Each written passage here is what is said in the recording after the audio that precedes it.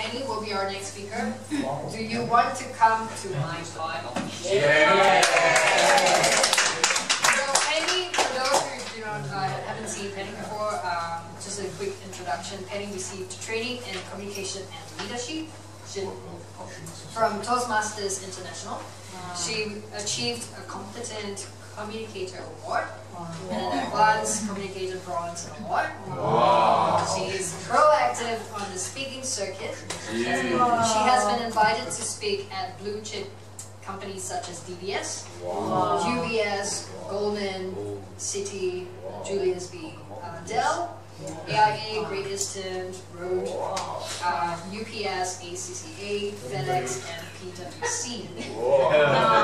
The purpose of this speech is to make you all laugh at how useless Penny can be at times. The message is that we must all leverage on our talents we are given as gifts for our life. So let's welcome Penny.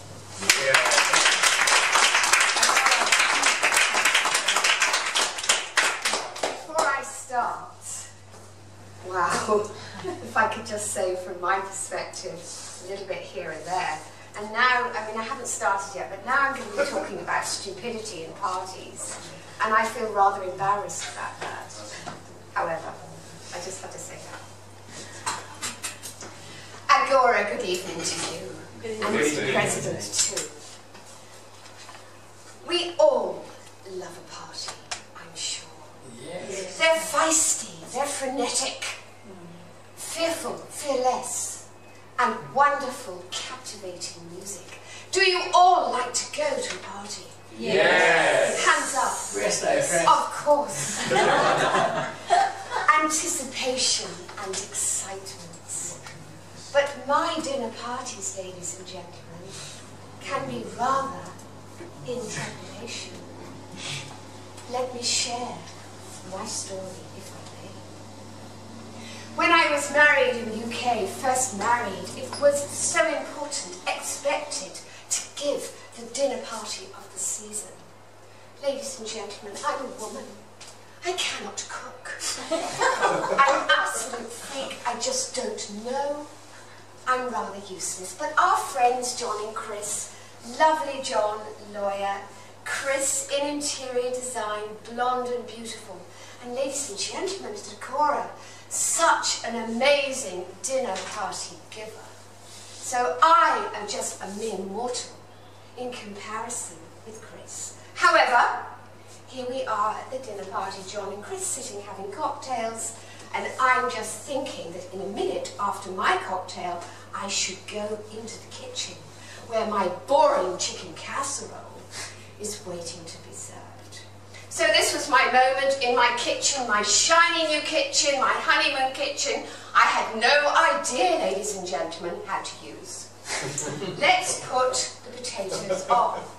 In an excited demeanour, I put the gas on rather too fiercely, and all of a sudden, very suddenly, in half seconds, the flames started to rise. They wouldn't go away, they rose even higher. So the only thing I could do was speak to my husband through the door. Peter, Peter, Peter, please come. He came, a little bit sozzled, social after drinking, and he saw the fire on the gas. He paused, not for long, of course, and threw the kitchen door open. It was winter. Threw out the pan, threw out the potatoes that had really caught fire on the stove, and all we could see in the blackness was steam and white potatoes frolicking in the garden. The ceiling was melting, the house was getting a little blackened, and the kitchen tiles on the floor were melting. I froze, and I was frightened, but what to do? We had to give a dinner party. So, windows thrown open because it was the middle of winter in England. We put on our scarves, we had copious glasses of wine, we put on our coats, and we had dinner. But I had never been ever so embarrassed in my life, and ladies and gentlemen, I have not improved.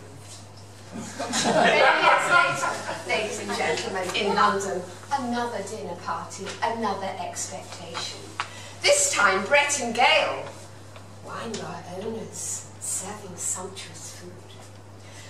for me then, at dinner parties, not to do potatoes. My decision, therefore, was safer. Let's cook from the cookery book, chili con carne.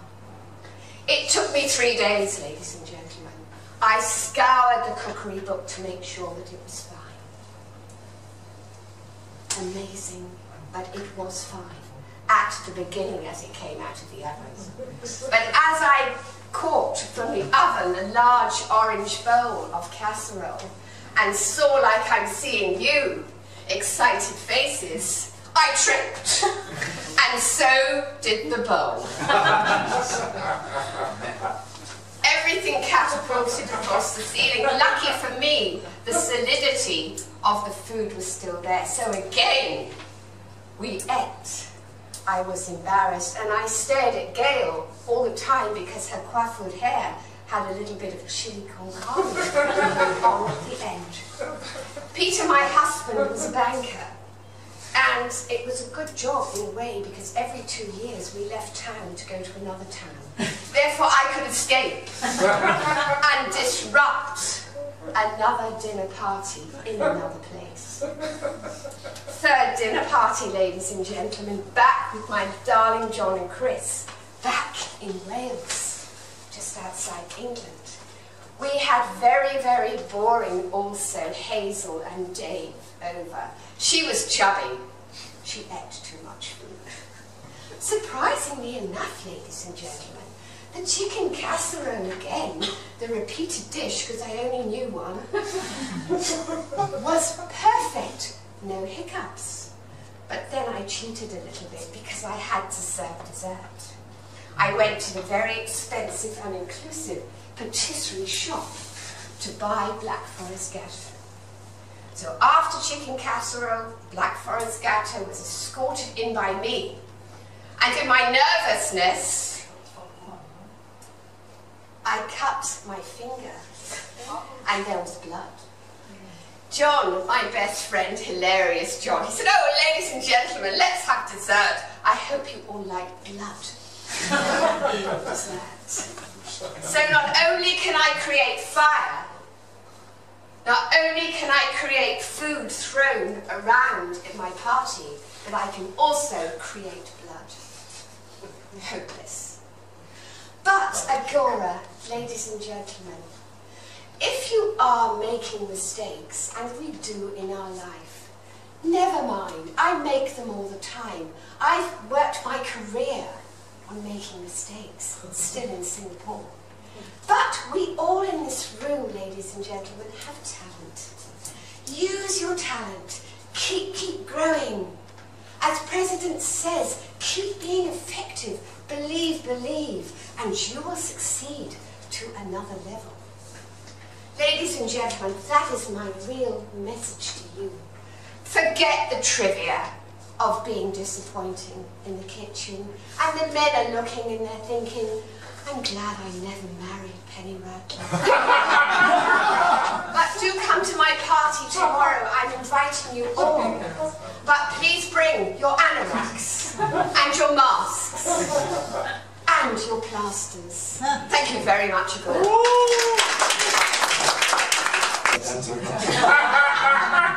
I knew you'd say that. I knew you'd say that. I think many times you overacted in a speech. Yeah. That's one thing. Number two, the topic chosen should be suitable for the crowd here. As you know, all of them are Asian, except Peter. And a lot of things they describe. Okay, alright. The big majority here, they are Asians, and they do not really understand what you were trying to say descriptively. Because I was talking to this guy next door to me, what she's talking about. Very descriptive is correct, it's good. Humor is there, lots of laughter. Only thing is too much movement, and we cannot really concentrate. Like you want to speak one point, second point, third point, then okay, we can follow. And you suddenly swing here, swing there, the moment. The thread was lost. You agree that? Say yes? Yes. Yes. Vocal variety, excellent. Right? That's all I can say. The invitation to the party. There was no invitation. What was the title? At the end there was. There was? There was. Did you hear it? You've got to bring your One time you never glasses. listen. Where? She said Raffles Hotel. He's waiting. I'm waiting. Alright. Anyway, we enjoy your speech. Thank you. It's very well done. And because you're English, you make no mistakes. Okay? English is